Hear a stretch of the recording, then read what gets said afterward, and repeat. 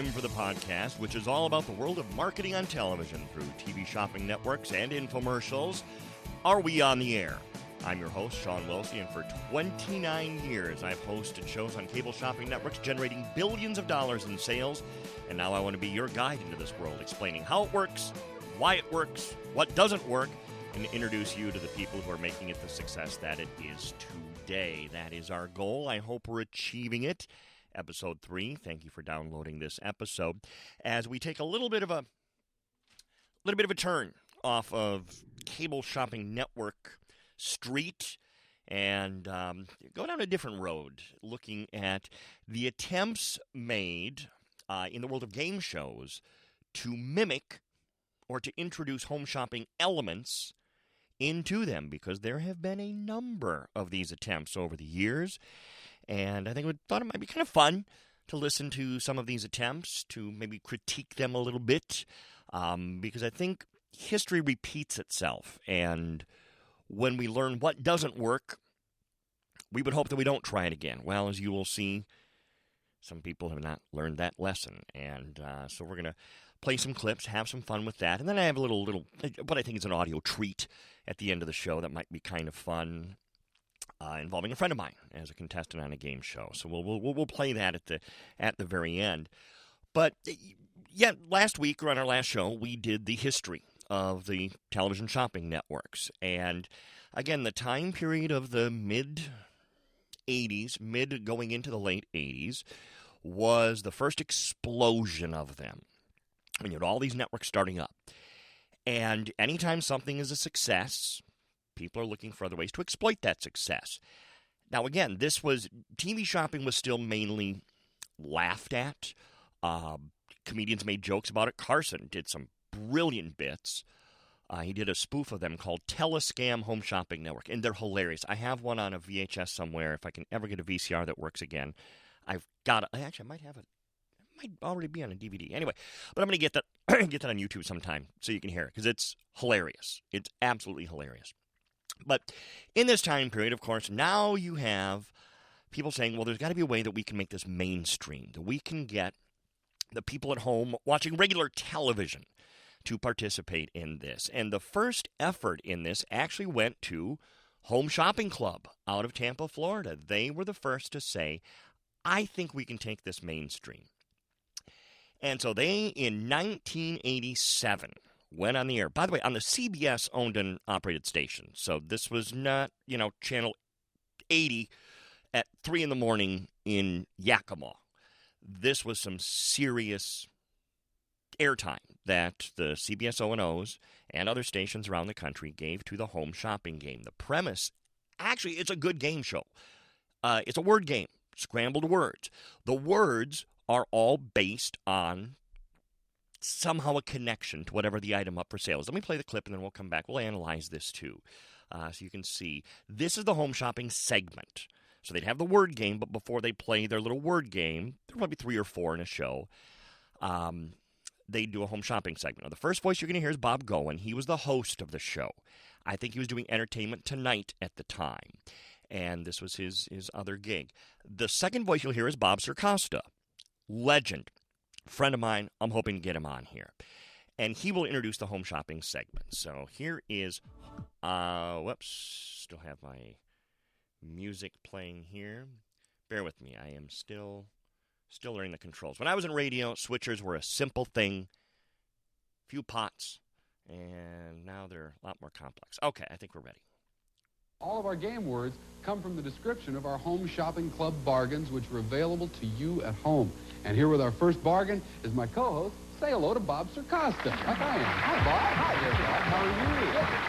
Good. And hello there, everybody. Thank you for joining us. I've just been backstage looking at all of today's merchandise. Lots of bargains coming your way. So when you see the item that you want, just give us a call. Let's get started, shall we? Here comes Debbie Bartlett with an item to fill your home with light. It's a brass replica of the Orient Express lamp. This functional solid brass lamp features a clear glass chimney globe, giving it a kerosene lantern look. The square brass base is held up by 4 solid brass feet, while a cylindrical stem rises up from the base to hold the glass chimney. A pole supports the solid brass shade. The height of the shade can be adjusted along the length of the supporting pole. It uses a candelabra bulb for a warm, soft light. This attractive solid brass lamp stands 20 inches high and has a 7-foot long cord. The brass Orient Express lamp retails for $74.95. Home Shopping Club price $27.25. And you can order with any major credit card, check, or even a money order. Have your credit card or check handy when you call to cover the cost of the item plus sales tax and shipping and handling. First time buy. Now, at this point, again, he's almost done there, so I'm going to cut that off there so we can chat about this. That was actually, considering the other efforts that we're going to talk about, that wasn't bad. You had Bob Circosta, and you can tell he's a salesman, can't you? He comes out, I was looking backstage. I was looking at the merchandise. He's a salesman. Bob Goen, the host, he's a good host. In fact, he's a very good game show host. Fun fact, he did Wheel of Fortune for a while. Most people don't know that. But anyway, and so they introduced the product, and they played their little word game, and then they went to commercial. Did it again. The creator of this whole idea, Home Shopping Club, we mentioned last week, Bud Paxson. He was quoted as saying about this show, we had a hell of a lot of fun, but we lost a hell of a lot of money. And because word game aside, someone's watching this show as a game show. They don't care about buying the brass lamp, which, by the way, brass lamps were a staple of 80s television shopping. We were even doing them in the 90s. No one gives a rat's you-know-what about buying a brass lamp. They're here, they're sitting saying, play the game. I want to see the word game. They're not interested in home shopping. Someone that's interested in home shopping is watching home shopping. And so this was I think, 3-month effort. Pulled the plug on it. I honestly don't even know how the ratings were, because for a game show, it was actually pretty good. Other problem they had, they gave away way too much money. They were way too generous with the pocketbooks. I mean, people were making 5-digit paydays on this show regularly. You can't afford to do that when you're not selling your brass lamps. They're still, obviously, they still had commercial time and all that, but it was the first time someone had said, well, actually not the first time, which we'll get to in a second. Someone had said, let's marry the two together. And people who wanted a word game, watch the game show, did not care about buying their brass lamp or CZs. All the products they had were just home shopping staples. Now, time for the train wreck. And by the way, I'm a game show fan. I like game shows. I don't really watch them anymore. They're just too loud for me. ABC, in its genius, said, we can take this home shopping idea. And, you know what? There's this TV show called The Price is Right. It's about prices. Let's basically rip off The Price is Right and put a home shopping element into it. And there was the birth of bargain hunters. Now, for anyone under about 30, you need to know daytime TV on the networks back in the 80s, and really for decades prior, it was game shows all morning, soap operas all afternoon. ABC, CBS, NBC, all of them. Game shows, soap operas. If you introduced a new game show on the network, remember, Wheel of Fortune started as a network game show. Family Feud, network game show on daytime television. It's just now they're nighttime hits. If you started a new show, you gave it 13 weeks to find an audience, 3 months. And then you renewed it or canceled it accordingly. Here's how bad this show was. It ran from July 6th, 1987 to September 4th, 1987. They didn't even give it the full 13 weeks. After 2 months, they said, this show's tanking. We're making no money. Time to pull the plug. Why didn't it work? Again, same thing. Well, first off, where did they put this show? That is what I call the poor man's Price is Right. They put it opposite The Price is Right. So someone that wants to watch a show about pricing is watching Bob Barker. Again, anybody under 30, first host of The Price is Right. So this was just a train wreck. And the poor guy to run the train wreck was Peter Tamarkin. He had just finished hosting Press Your Luck for 4 or 5 very successful years. Big money, no whammies, stopped that show. And then this was his next gig. So here now, he'll be the first voice you hear. They put their home shopping segment going into commercial. So they played the little pricing game. Some woman won a prize. And then they're going into commercial. So first voice you'll hear is Peter, and the second voice will be the show's announcer, Dean Hill, I think he is. Savers, our main event. Go play the piano. And that's a tune we all know. That's Home Shopping Alert. And viewers, whenever you hear that sound, get ready for a bargain shopper special. Something you can order right from your home. And always a terrific value. Dean, tell us about it. For that look of elegance at just $150, it's a 10-karat gold genuine sapphire and diamond ring. You'll sparkle in these genuine sapphires and diamonds with a total gem weight of 1 3/4 carats. Item number BH529. This dazzling ring can be yours, not for the retail value of $250, but for just $150, plus shipping and handling. A genuine fashion look at a price you can afford. Have your credit card handy and give us a ring right now. 1-800-554-3636. Available in size 6 only. We'll be back with more Bargain Hunters in just a moment. Yeah, not for long. You won't. Hope you didn't have a big mortgage to pay on that house, Dean Hill and Peter Tomarkin. Anyway,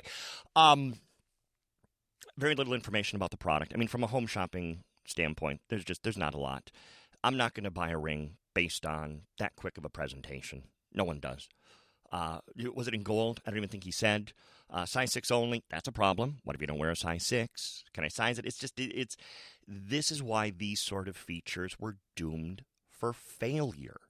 Someone that wants to buy, and it was a pretty ring, by the way. Awful job displaying it on camera. Awful. But it was a pretty enough ring. Good price. But someone who wants to buy that ring is watching a home shopping show. They're watching, well, back then it would have been CVN or Home Shopping Club to buy the ring. They're not impulse buying, because that's what they're going after with this, is impulse buyers, and it didn't work. Didn't work for Home Shopping Game. Didn't work for Bargain Hunters. So, well, that's it, right? That's it. Learned our lesson. Done. No one's ever going to try this again. Well, if only that were the case. Let's fast forward now to 2007. Back in the 1980s, going back to the 80s for a second, there was a very successful game show, again, all-morning game shows, NBC in particular. This would have been when Wheel of Fortune was on daytime. Family Feud would have still been on. NBC, had a successful game show called Sale of the Century. Now, after it was canceled by NBC in the 80s, it stayed on in Australia. They were doing their own version of it for forever. I think it might still be on the air. Over time, they changed the name of the show from Sale of the Century to Temptation. And so they brought back Sale of the Century as Temptation in 2007. And they thought, let's put a home shopping element into it. Now, on the first two examples we played, the home shopping element somehow connected to the game itself. So you would think, okay, Sale of the Century, they have prizes. You could win a Game Boy. You could win, I was going to say fur coat, probably not back then, but some decadent chocolates, a spa weekend. You might think, well, they'll put a special deal for the viewer at home on those. No, not at all. Let's listen. Took the lead. All right, we're just getting started here, but we've got to take a break. But now, here's a special Temptation deal just for you at home.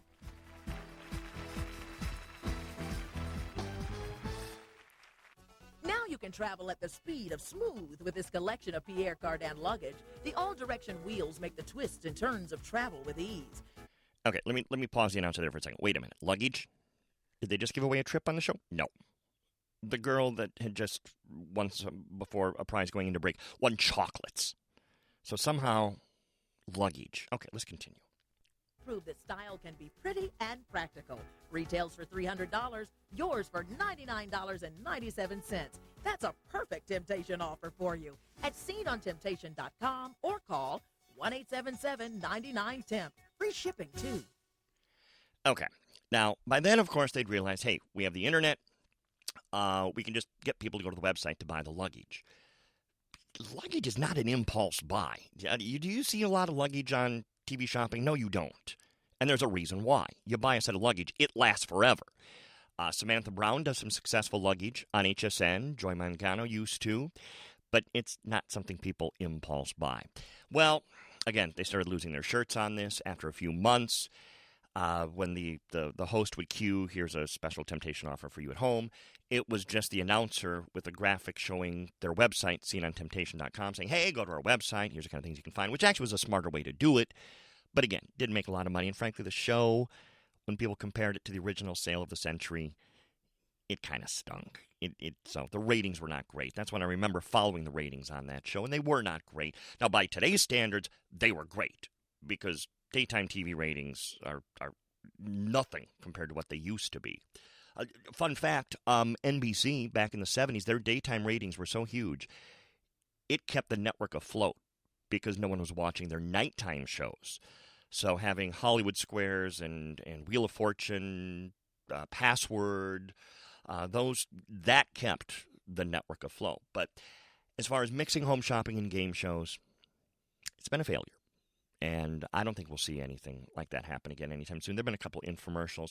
Oh, and on another episode, we're going to talk about the marriage of talk shows and home shopping, because they did find a way to make that work after several failed attempts.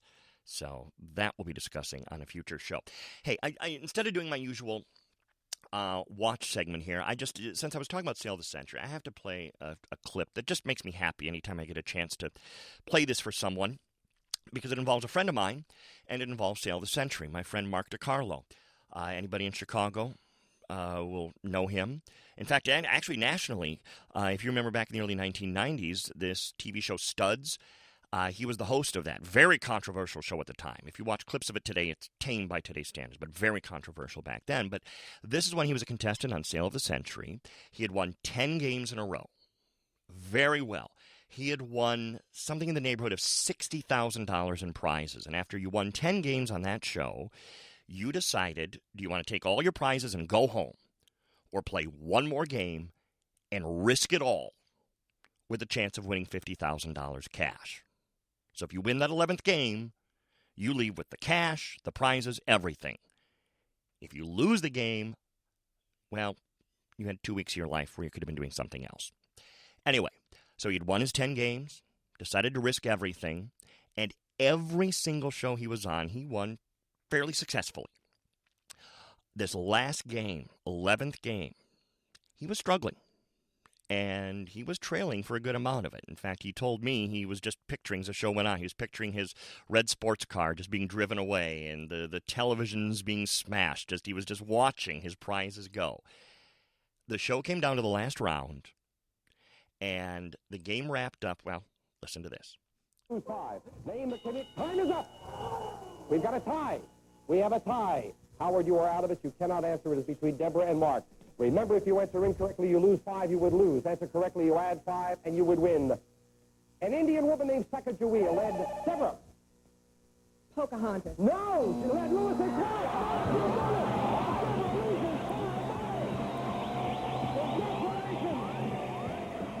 And he jumped, it's visual, he jumped so high, you literally had a crotch shot, because he jumped so high, the camera was focused on where his head was. So he wound up winning $112,000, $115,000 cash and prizes. And the reason I have this clip is because he did not have a VCR.